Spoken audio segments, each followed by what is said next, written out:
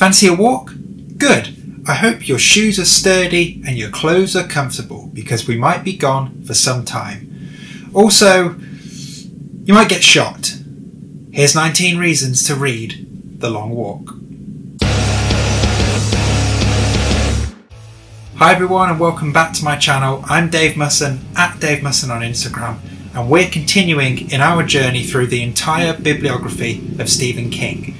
Now in this video we're looking at The Long Walk, which was the second of his novels published under his Richard Bachman pseudonym and was published in 1979. Now let me tell you, in this one, when it comes to The Long Walk, blisters are going to be the least of your worries. Here's 19 reasons to read The Long Walk, and, as ever, some spoilers ahead. Sometimes the hook of a book is enough to have you grabbing for that first page and start reading, and that's definitely the case with The Long Walk. Let me take you through what the hook is. The Long Walk is this hit reality TV show in some dystopian future where 100 young boys line up at a start line on the top of northern Maine and start walking. They have to walk at 4 miles per hour. If they drop below 4 miles per hour, they get a warning. If they get 3 warnings, they get a ticket. What do they get a ticket to? The gun show. No, not that kind of gun show. They get shot. Last man walking wins. Hooked? Thought you would be. Now, you might wonder why anyone in their right minds would put themselves forward for such a reality show. And it all comes down to the prize for the winner. The prize is, well, whatever they want. So this was actually the first novel King ever wrote. He wrote it in his freshman year at college, and given how insanely brilliant this novel is, it's just fucking ridiculous that that man was so talented at such a young age. It's perhaps because King was a teenager himself when he wrote this that he's able to draw such vivid and perfect characters in this book. These are some of his best characters he's ever written. He really nails what it's like to be an angry teenager. So I mentioned angry teenagers, and this book is angry, as you'd expect by something written by a teenage male. But at the same time, it's also really refined and beautiful and accomplished. Like I said already, King had no right to be this good, this young. So this is a really quick read. It's bleak, it's brutal, and it will have you hooked throughout. You'll probably read it in one sitting if you've got the time. If you only read one Bachman book, read The Long Walk. So King actually submitted The Long Walk to a first novel competition being run by Random House at the time, but all he got back was a pro forma letter, not even a shred of feedback on his work, and he was so disheartened by this impersonal reply that he stashed The Long Walk in a trunk and kept it hidden for years until his publishers wanted a second book for Richard Bachman to publish. So he put it out after Rage, which obviously this shits all over. So aside from being brutal and full of violence, the real beauty of this book is the character development. You follow these boys throughout their journey and you see them fall off one by one. It's just fascinating. So the walk itself in the book is a spectator sport. The route is lined with spectators throughout, and that crowd, well, let's face it, they're pretty weird.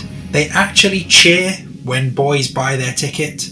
Remember, that's them getting shot. Actual dead shot. The crowd cheer, and they're so desperate for souvenirs that they will take anything they can from the competitors, including their shit.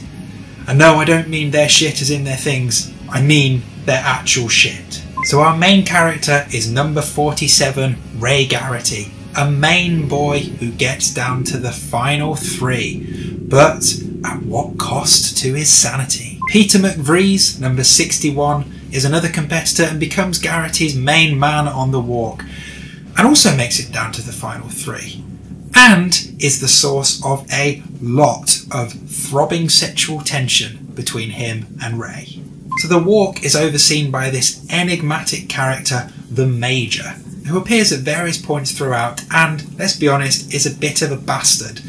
In actual fact, he's quite a lot like Donald Trump in many ways. Watch out for him. Talking about the Major, we should also reference number 88, Stebbins. He's another who gets to the final 3 and, we learn, is the illegitimate son of the Major. One of the Major's many illegitimate children. So he's also a bit like Boris Johnson too. So let's pick out 3 particularly galling ways in which some of the competitors buy their tickets, shall we? First, Hank Olsen, who climbs to the top of the half track that follows the walkers all the way through the walk, takes a rifle from a soldier and is repeatedly shot in the gut while trying to shoot some soldiers himself. To the shock of his fellow walkers, he actually manages to stand up and start walking again. Eventually, his intestines spill out and he dies after collapsing to his knees shouting, "I did it wrong!" Next, Collie Parker, who also climbs onto the half track and takes a rifle from a soldier and actually manages to shoot a soldier. His reward is to be shot in the back multiple times, spilling his internal organs everywhere really. Parker fires 2 shots as he falls to the ground. These shots ricochet into the crowd and he dies trying to say the word bastards. Bastards. Completing our grisly trio, step forward Gary Barkovich, who denies the soldiers the pleasure of killing him outright because he goes so mad that he rips his own throat out. Of course the soldiers still shoot him anyway because bastards. But, yeah, ripping your own throat out, grim. This book is a terrific option for any YA readers, so if you've got a teenager who perhaps wants to get into King, give them The Long Walk as a starting point. In fact, in 2000 the American Literary Association listed The Long Walk among its top 100 reads for young adults. So it's kind of baffling that this one hasn't had a major adaptation yet. Apparently George A. Romero had the rights for it at some point, but he never did anything with it. Then Frank Darabont picked them up. He didn't do anything with them either, and they lapsed in 2018.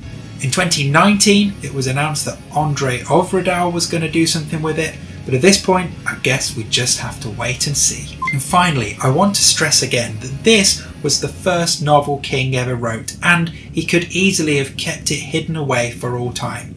In some ways, it's a minor miracle that this book even saw the light of day, and even then, it only came out under the Bachman pseudonym. This novel deserves to be treasured and should be read by anyone with even a passing interest in the work of Stephen King. It's that good. So there we go, put your feet up as we're done with our 19 reasons to read The Long Walk.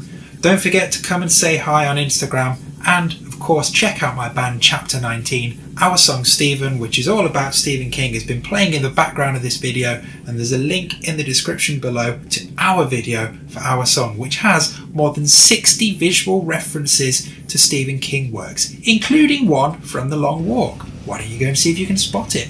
Thanks for watching, and do join me next time when I'm going to be giving you 19 reasons to read my all-time favourite Stephen King book. But until then, warning, you, second warning. Warning, you, third warning.